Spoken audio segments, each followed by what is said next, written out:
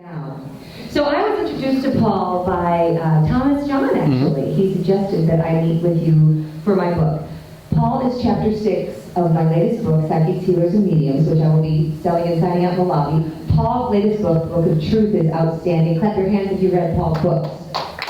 Okay. That clap should be a lot louder because they will change your life. And you talk about this, Paul, that when people read your books, they literally get sort of a vibration change. It's like a shift happens. Yeah, I mean, I channel my books. I don't write them, so I take dictation. So all of the books, and there are 4 in print and a 5th one coming out in about 3 weeks, were actually channeled. So I sit in a chair, I close my eyes, and I take dictation. And it's the unedited transcripts that become the books. And the guides that I work with say that the books work with the reader on an energetic level. So a lot of people who are reading the book are sort of experiencing phenomena attached to the reading. So what I'm actually hearing is that, in addition to that, people who read chapter 6 of my book are having the same thing happen. Oh, really? Just because you are channeling in that chapter, you're taking dictation, I'm translating your dictation, right? I'm putting it in a package, and people are having really amazing phenomena happen. Explain what kind of phenomenon you're talking about. It really varies. I mean, the guides that I work with they say outside of time. So they say, when you're reading the book and you have a question, and you can ask the question and they'll answer it in the book, because while they're dictating the book, they're also with you as you're reading it. So it's kind of trippy stuff. But what they do is they say that they work with language that's encoded with vibration. So the books themselves are attunements. They say that we're all radios, and we're all playing a broadcast. And what they're doing is they're attuning the radios that we are to play a higher broadcast. And that often accompanies, for the reader, or for the people that come to the workshops or do work with me, a physical experience of vibration. All right, let's turn back the clock. You're a professor at NYU for 25 years in academia. This is your thing. But you get woken up. But you also try to keep it a secret for a while because you don't want to lose your benefits and your credibility. And it's like, hey guys, how's everybody's weekend? I'm a channel. Hope you're good with that. You guys going to the Dells for the weekend? But how did you manage to come out to them? Well, I didn't intend to come out. I had an experience when I was about 25 years old that left me seeing little lights around people, and that began part of a journey that's really still going on today in terms of the work that I do. But I was also teaching at NYU, and I was running a graduate program at another school for Goddard College in Vermont for all of this time. And I was keeping a low profile intentionally. And what happened was there was an A&E bio show called The Unexplained, and they found out about my work and they wanted to put me on television. And they wanted to interview the head of my department at NYU, or they wanted to show me teaching at NYU.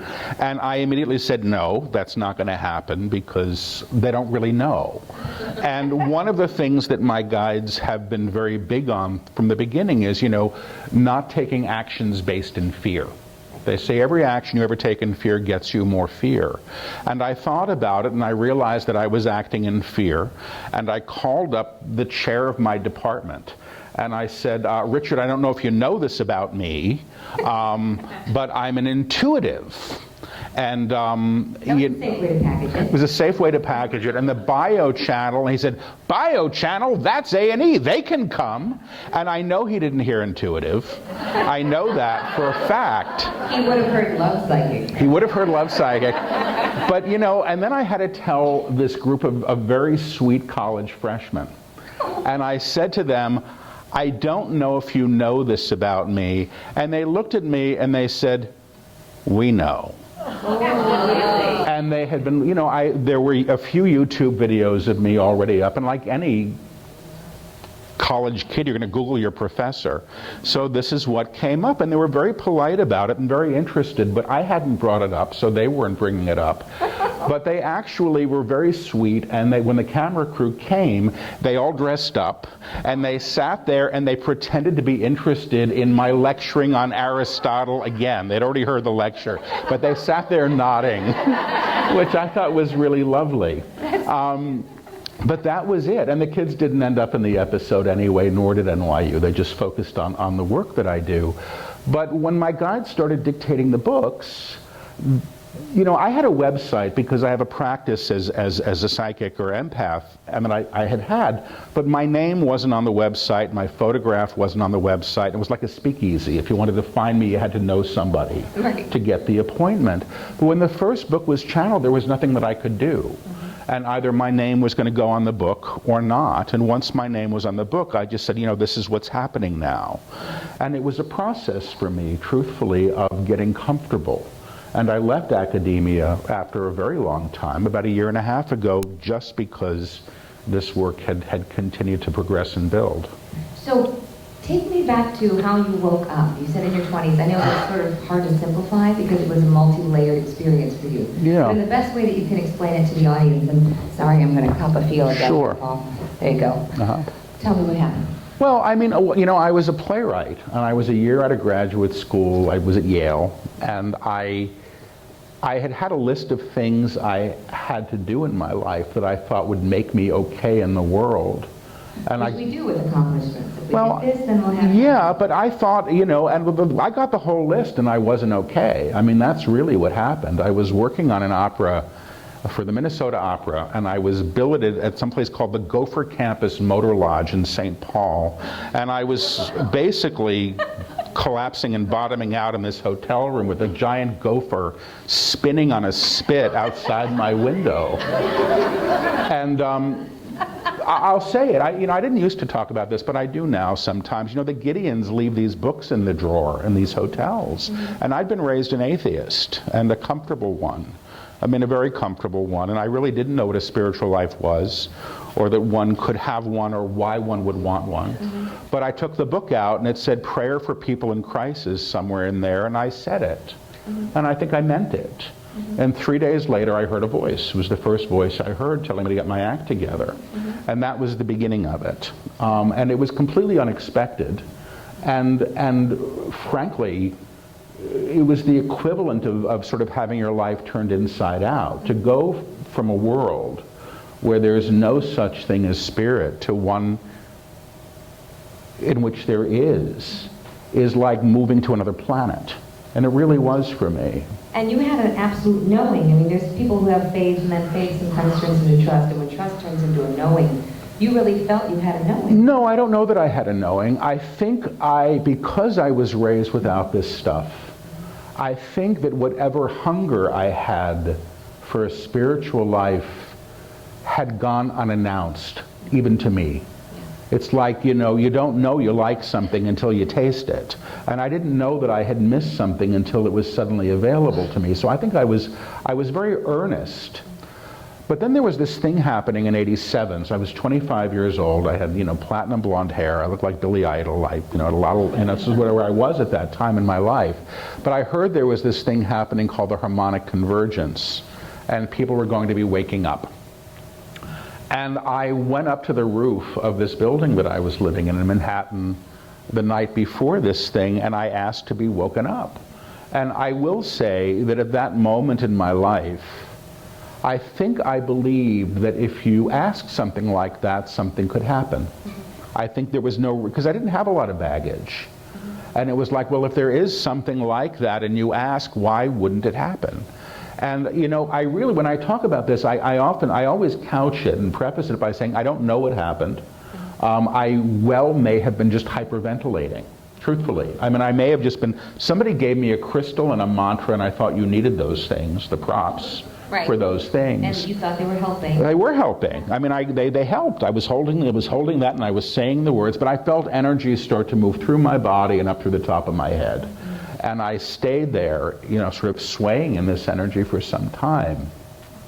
And for me, it was a very palpable experience of something other. And I think given how I had been raised, and how easily it would have been for me to walk away from this possibility of something more. That actually kind of cemented the deal for me. Like, this is something that and when I do work now, when I work and the energy comes, people get to have these kinds of experiences, which I'm grateful for, because I think it's very important that people have their own experience. I really have no interest in people deferring to me. You know, I'm not a guru and I'm not a spiritual teacher. I'm a channeler and an empath. So that really is what began it. And then it progressed over time. I studied a form of energy healing. I found out that when I had my hands on people, I could hear things for them. So I found out I was clairaudient without knowing what clairaudience was, and I started feeling in my own body what was going on with other people. And that was clairsentience, and I didn't know what that was either. So everything that I do, and I'm not a trained medium, what I do is a form of mediumship when I'm working. When I work as an empath, I'm stepping into other people and I'm actually sort of becoming them. And when I'm channeling, the guides are essentially becoming me to the extent that I haven't seen it because I don't see myself when I do this, but my eyes often change color. Saw it. You saw it? Yeah. Oh yeah, when we were talking, once we were Skyping, they changed. Yeah. I asked you about my son, and you turned into your face, your expression, your tempo, and then your eyes. It was absolutely amazing. So to the person out in the audience that might not understand how any of this works, how do you explain that? How does one explain that? I don't explain it. I'm sure there's something about mirror neurons, that, and there's a science to it. I used to think that I was traveling very, very fast. Like if you wanted to know what was going on with your friend in China, I was racing to China to tune into your friend. And I think what I'm doing is sort of working interdimensionally. You just step in. It's all there. It's all happening now in this sort of weird layered system that that I don't really understand. I have friends that do. So when I was a playwright, which was an interesting thing, I used to put on a piece of music on loop and I'd keep it going for hours and hours while I wrote. What I was doing was inducing light trance without knowing that that's what I was doing, and I was becoming characters to write them. What I didn't know until somebody came to me and asked about their father, and I stepped into their father without knowing I was doing that, and they gasped and said, "Oh my God, you look just like him." That I realized that I was doing it with real people. I do the living primarily. I'm odd that I'm a medium for the living. Thomas John is a wonderful medium for people that have crossed. Do you get any people that have crossed? Yeah, when they come, they can come through if they want to, but it's like it's a different radio station, truthfully. So I generally have no problem tuning into people that still have a body, including people that are in comas or locked-in syndrome or have lost some speech. I'm able to work effectively and provably with this. It's been filmed. But most of what I'm doing in my practice is tuning into your sister who you haven't talked to for 3 years. Say, "What's wrong with my sister?" And I step into your sister and I sort of become her. And then I can become sort of the radio. I mean, I can hear you as well at a higher level. So I can hear the terrible thing you think you did to your sister that she's not forgiving you for, and then hopefully a way to move that so that you can shift. Yeah, it's just as a bad example. You know what I'm talking about. So how it works, I don't really know. I think that, and I've been saying this a long time, consciousness isn't held in the physical body. So the idea that you can be anywhere, or the guides that I work with can be anywhere, and that we're not bound by time in the ways that we think we are once we sort of unmoor from our attachment to what form is and this reality is, things suddenly begin to become possible that perhaps are not possible at all when we don't want them to be. And we live in collective agreements, I feel, about what's not possible. And we walk around confirming that all the time. So for me, I had to have an experience to push me out of the frame that I held about what was possible. And I think what I'm able to do, or hope I'm able to do, because I don't think I'm terribly special, and I'm not wearing a turban, and I don't do that stuff. If I can do it, I feel that it can be done. When I studied healing, there was a wonderful teacher that I studied with who I think was actually from this area. She's no longer with us. But she was this old, to me she was old. She was probably in her 60s. I was 31. With, Irish lady with, bright red hair and blue eyes. And I stood in the room and she said, "Everybody asks for one thing and you're going to get it." And I felt this current of energy happen through my body. And it was unlike anything I'd ever experienced in a group. And what she did in that moment was she showed me that something was possible, that something could be done. And that opened up every possibility in the world. And I think that's the gift of doing this kind of work. Well, you talked about people coming to you and asking about the complaints they have about their sister or their spouse. Does that ever get old? Because it is so much bigger. And I've talked with many healers and mediums and psychics who sometimes say they have to put a cap and say you can't call 4 times a year or 4 times a week. People forget to think for themselves. I mean, when I work with people, I say every 4 months is about what I'm comfortable with. Twice a year is often plenty. Right. If somebody's in the midst of a situation and they need more support, I may be there for them. Sure. But no, it's not about that kind of dependency. And guides don't support that either.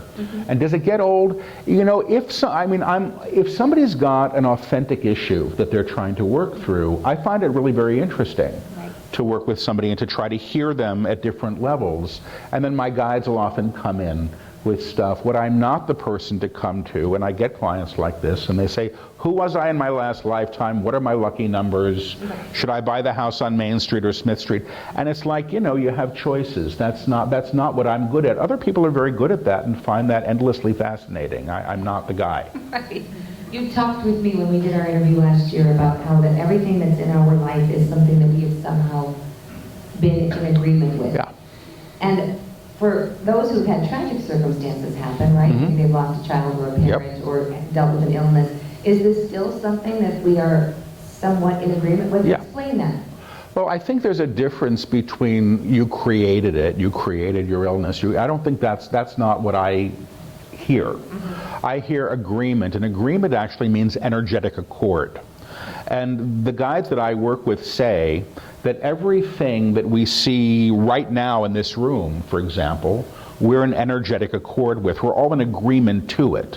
Energetic accord is agreement. I agree this is a table. I agree this is a man. I agree this is a theater. And then if you want to take it beyond that, everything in your life you're in vibrational accord with, because as the perceiver of what you're witnessing in your world, you are informing what you're seeing and claiming it into being. That doesn't mean that you made the toaster, but it means you're in agreement to the toaster, and the consciousness that you bear brings vibrational accord to what's there. So it's a really interesting teaching, and it's a very large teaching. Then let's go deeper. How did we agree to this president? Well, I mean, I can let you know. Help, Paul. What do they say? You have 9 guys. Quick. I mean, that's a bigger question. Obviously, this was an agreement that was made to help our consciousness. So explain what they tell you about that. They have. I mean, they have and they haven't. I mean, I did a reading on this 8 years ago for somebody before, actually 9 years ago. It was before Obama was first elected. And I don't do political readings. It's not my thing, but he was, he was an odd circumstance, and I did it. And I got information on all of this at that time, and I dismissed it. But, I actually got information about the World Trade Center, before it happened, and I dismissed that too. But I get this stuff through the back door. World Trade Center I got because my ex at the time was opening up a business in Lower Manhattan and wanted to know if he would be able to make the rent in October. Right. And the answer was no. And it was like, why couldn't I make the rent? And the answer was there's going to be a terrorist attack in Lower Manhattan. It was about the rent. It wasn't about what happened. Right. And then I dismissed it because it's not the kind of stuff I do. What the guides I work with are talking about now, and they're not naming names, and that's not what they do. Somebody else can do that. They're talking about mass change and actually great upheaval. And they don't talk about that necessarily in a negative way. They're actually talking about the vibration of truth being present. And they talk about truth as a vibration, and they say what it's really doing is moving everything. And so including all of the structures that we've invested in. So some of what it seems as if is going on is that things that we have always thought were going to be permanent or ways of being in the world are actually being shaken. Now, in terms of outcome, I'm not going to speak to that. I mean, I can do that kind of predictive work. I don't know that it's appropriate to. I can ask them if they want to say anything about what's going on. You claimed it. I do hear you claimed it. You're choosing it. You are choosing it every day that you affirm it. You're required, and you are required to decide. They're saying to decide what it means to you, what it means to you, who you are. Who you are in relation to anything. In relation, they're saying to anything is how you announce yourself, is how you announce yourself in your world, in your world. If you are a victim to circumstance, that is your identity. That is your identity, period, period, period. And they're saying period. And for those of you who don't know how I work, I whisper the words as they come and then repeat them, and that's just the way it goes. You know what I mean? It's not very elegant, it's what happens. Does it ever feel weird to you or terrify you, or does it just become so part of your wiring that's just what it is? When I first, I did a little group in my apartment that met for about 18 years, and that's how I did this.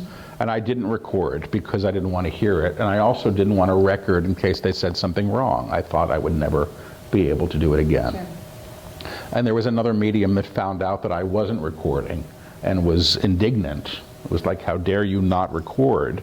And I had begun lecturing after many years of doing this without realizing that I was lecturing. I was just talking a lot more. That's as much as I knew. But when I didn't want to hear it because I was alarmed by the way that it sounded. Right. And it was just uncomfortable for me. And then I got used to it. Then I began to type it up.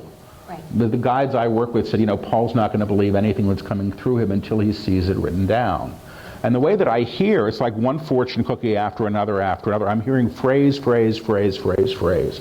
And I'm repeating phrase, phrase, phrase without knowing what the larger thought is. And these phrases, when compiled, make 300, 400-page books that don't require editing. I mean, there's literally, I think, in any book, maybe 4 words are changed, and it's usually because I was speaking so fast, I misspoke. I mean, there's a tendency that we have. If I were to say, it was the night before Christmas and all through you'd want to fill in house, right? And my guides might not want to say house. They might say it was the night before Christmas and all through the Spanish embassy, and there you go. But I would go to house first. So about 4 times in a book, there'd be an off word. Sure. But there's the rule with the books is I can't fix them. Right. So that's what they are. You say that fear and love cannot coexist, and that really stuck for me. You said that was one that really stuck for you. It's so powerful because they're not at the same vibration. They're not. Everybody's making a choice, like you said, make a choice out of fear and it doesn't stick, it's not long-lasting. But for those who claim that they're in love, but then they're judging others, they're really not if they're in fear, because judgment is fear. Well, yeah. I mean, one of the most simple teachings of the guides is you can't be the light and hold another in darkness. Right. It just doesn't work. It's hypocrisy, and it's the fault of most organized religion. Right. So, and it's also, I think, endemic in many spiritual practices, and the idea that we can hold ourselves above another for any reason. So, I mean, it's an old teaching. I mean, it's judge not lest ye be judged. And I'm not a New Testament guy. But you can't be the light and hold another in darkness. They talk about fear as a vibration. Right. And that if you want to align to it, you can. We have choice. Mm-hmm. They don't say love. I mean, love and fear, I think that's Course in Miracles, and I'm not a student of the Course. Mm-hmm. And the guides probably say things that are comparable to that. Sure. But when they talk about fear, I'm going to see what they want to say about it. If you want to know yourself, you choose it. They're saying if you want to know yourself in fear, you can choose it. But the point of the teaching is that you have no need. That you have no need. You want to align. If you want to align to who you truly are, they're saying to who you truly are outside of fear. Outside of fear, claim that that's possible first. Claim that is possible first, and then choose it, and then choose it. It's there for you when you choose it. It is there for you when you choose it. Interesting. Well, yeah. It's choosing it and then people get stuck in it, right? Well, it's easy to get stuck in. I can get stuck in it. It's very familiar, and we live in a world that tells us to be afraid. Right. And they tell us what it means to be successful and beautiful and all of these things, I mean, they're ideas that we ascribe great power to at the cost of, the guides would say, who we truly are. Right. So, I mean, the guides teach about the true self. They call it the divine self, the eternal self, the Christed self, but the true self is the one they use a lot. And they talk about the small self, which is, they say, the personality structure that we've misidentified as. So if I think I am the way that I was treated when I was a kid, I'm going to continue to claim that into being. You understand? But that's not the divine self. The true self is not afraid because it doesn't align to fear. So one of the teachings in Book of Mastery, which was the last book, which was really, you really can't be a master and a victim at the same time. The two things don't coexist. They just don't. And if I want to choose to be in fear, I can operate at that level. But the guides say, and it's an easy thing for you all to do yourselves if you want to, look at the last choice you made because you were afraid and see what it got you. And more than likely it was some more fear. What are some other ahas that you had with the Book of Truth after you went back and absorbed what it was? I'm in the recording studio now with the Book of Truth doing the audio book, and that's how I hear it. Yeah. Because when I'm channeling it, I'm just taking the dictation. And the other books, up until now, I sat there with the recordings and did the transcription. And now we just sent them all to this lovely person who's been transcribing the lectures, and she's very, very good. So I'm getting to read it. And I have a very hard time with it. Really? Well, not because when I first read, I read the book when I had to proof it for the copy editor, and I thought, my God, this is the best book of the bunch. And I really felt that, but when I have to sit there and read it aloud, I'm very aware of where I'm not doing the work that they teach. And that's really hard for me. And it's not that I don't want to. I mean, there's a very simple claim that they make, and this is an aha moment, and it's a very big one. And at the very end of the Book of Mastery, there's this thing that they say. There's the metaphor, or the way that they're teaching the students of that book is climbing a mountain. It's the spiritual metaphor. And towards the end of the book, they said, okay, so what's the one thing that's still stuck? Right. And write it. Put it on Yeah, they say write it down and like pretty much give it to us. And I thought that was cheating and enabling. Right. And I was very concerned when I heard it, because my name is on the books, but I'm not the author of them, but I still feel a kind of accountability. So I contested the teaching as it was being transcribed, and they explained it.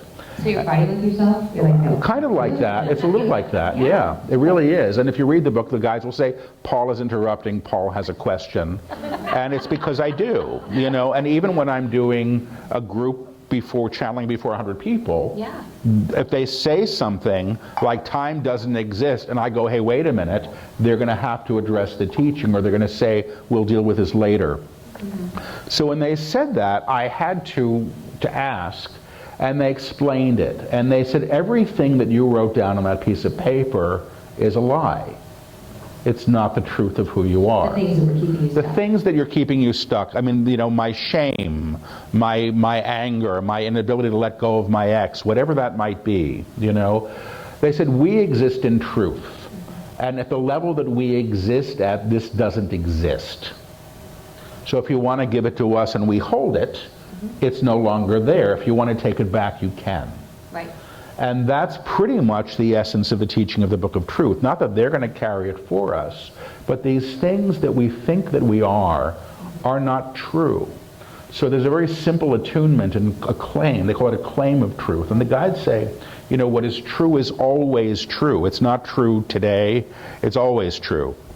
Today it's always true that you're wearing a black dress. Today it's always true that at this time we're sitting here together. Tomorrow that may not be true, but it's always true that at this moment this is what's going on. And when the guides give a claim of truth, they say what is true is always true. And they say, and again, these claims, they say, are made by the divine self or the true self, not by the ego or the personality. They say, I know who I am in truth. I know what I am in truth. I know how I serve in truth. And again, in the claim of truth and in the vibration of truth, what is not true can't continue to perpetuate itself. So it's a realignment, if you want to think of it in that level, to a higher way of being. And there's energy that seems to accompany this for people. So it's not just an abstract, and it's not just a pretty mantra. I don't like mantra. That mantra vibration would shift. Yeah. There are attunements. There are attunements to vibration. So, that was the big aha for me in that one. In truth, a lie cannot be held. And I think what they're saying is going on in the world now is the lies are all coming up to be seen. That's really what's been going on. You know, the vibration of truth is here, and that's also true in all of the structures that we've come to depend on in some ways, whether it be government or religion, you know, I mean, name it, or economics. I mean, there's a fair amount of social action in the teaching of the guides, and as they progress, they're more, the only thing that I ever hear them be outraged about is how we treat one another, truthfully, you know, and their claim, I know how I serve, is a really important claim, and they say how we each serve is how we're most fully expressed as the true self. That's it.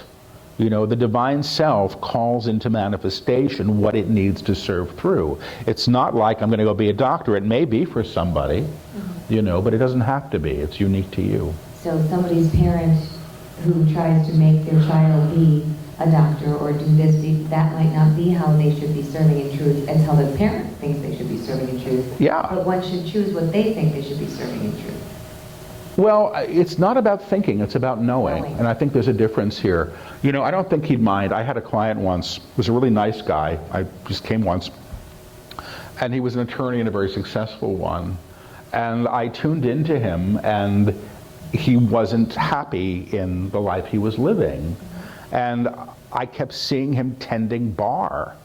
And I said, you're not going to want to hear this, because I know what his salary probably was. You're not going to want to hear this, but I'm seeing you tending bar. And the guy looked at me with this sort of extraordinary expression, and he said, the happiest summer of my life was when I was in college and I was tending bar.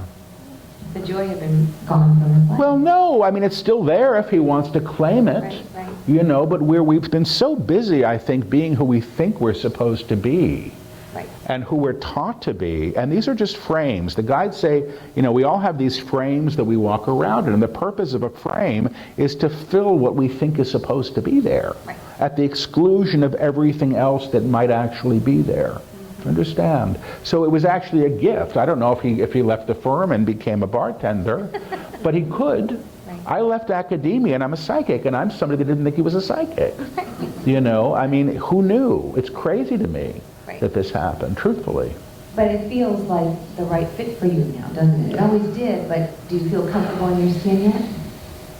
I miss the structure of my own life. I miss the structure of it. I miss an academic calendar.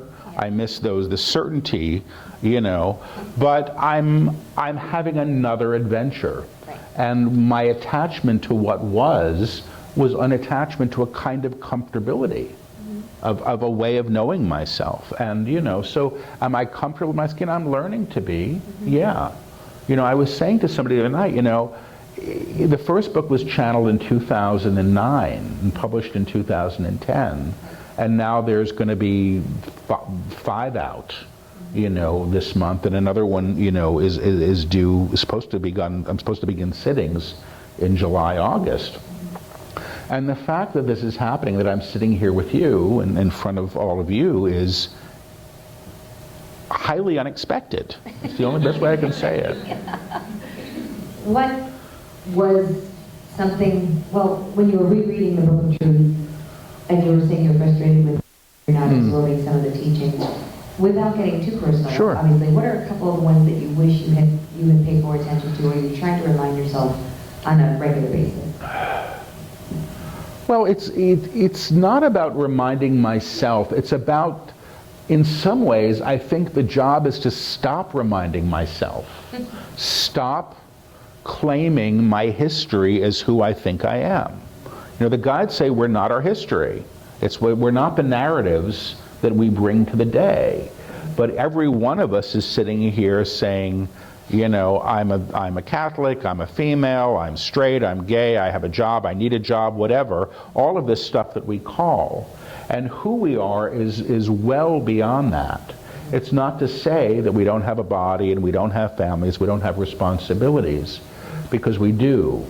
But when I am claiming the stuff that doesn't work for me, which I'm very, very good at, you know, and a lot of, the guides say we're always dining out on yesterday's meal. You know, we didn't necessarily like it, but we expect to get it again, and we call it right back into being. And that can be our anger, our shame, the disappointment. You know, I complain all the time about what I don't have in my life, which is essentially affirming what I don't have in my life. So I'm continuing to claim it. So the guides say, you know, everything in our life, for whatever reasons, we have in this idea of agreement. We also have an investment in a lot of it. So the person that says they always date jerks, every time they date another jerk, they get to be right. You see, I always date jerks. You see, it's happening again. Right. Oh, I have a friend who's like, I'm never coming to your shows because I never get called on and I never get read. Well, guess who never gets read? Yeah, right. Same thing. Well, I want a new job. I need to do this. You'll continue to want and need. Yeah. You're creating more want and more need. Mm-hmm. Okay. Can we get to a couple questions from the audience? Sure. I'm sure a lot of people have some questions for you. Mm-hmm. You're teaching a workshop before we get to the questions this weekend, and if anybody's interested, it's going to be at Doubletree in Skokie, Saturday and Sunday. I believe it's 10 to 4:30 each day. That sounds right. Okay, something in that neighborhood, guys. Might be 9:30 to 5, but don't shoot the messenger. But basically, what will take place in those workshops? Well, and are there slots? Yeah, Okay. yeah, the people can still come. Okay. The guides are teaching. So I say hello, and then I close my eyes, and they come through, and they teach. But they actually attune everybody to the energy that they work with, and they get everybody working with it. So there's a fair amount of phenomena that happens in a workshop. I don't know, I know there's some people here because I saw them when I came in who've done workshops with me before, but every workshop is a new teaching because the guides are always teaching. I mean, it's not scripted, so I don't know what they're going to talk about at all. Doing that for Yeah. Yeah. Well, I speak, part of it's the way that I work with the whispering and repeat. Sure. So, but channeling itself is physically taxing for me, and when it's over, my central nervous system is so open that if you drop a fork in the next room, I might jump. Yeah. Because I'm just so wired up. But that's just how I am. But I like it too. I mean, it's fascinating to be party to it. Right. So the workshops are run by the guides, and you know, for all I know, they'll want to attune people tonight because sometimes they do that. That's their thing, you know, is to get everybody working with energy. That's the thing, guys. So let's get a few questions We'll and see. get tuned up. What do you say? We good with that? Okay. Let's take some questions.